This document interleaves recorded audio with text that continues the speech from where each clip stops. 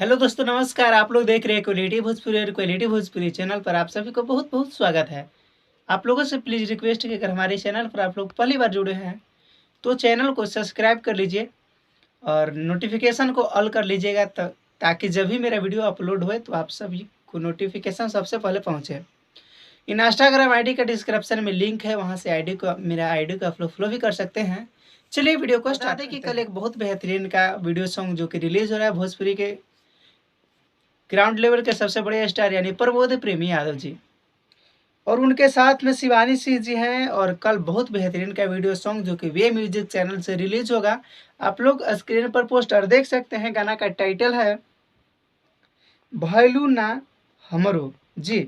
बता दें कि इस गाने को जो कि लिखे हैं राकेश राज जी और म्यूजिक आर्या शर्मा जी का है।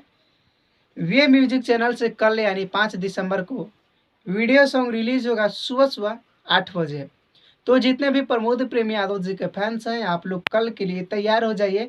वी म्यूजिक चैनल पर आप लोग वीडियो सॉन्ग को देखना ना भूलिएगा। बहुत ही बेहतरीन का वीडियो सॉन्ग है, बाकी आप लोग देखिएगा तो फुल मस्ती फुल एंजॉय करने वाला वीडियो है।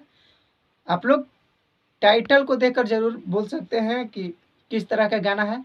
बाकी वीडियो का अपडेट आप लोगों को पसंद आया हुआ तो लाइक करके कमेंट में ज़रूर बताइएगा। चैनल पर नए जुड़े हैं तो चैनल को सब्सक्राइब कर लीजिए।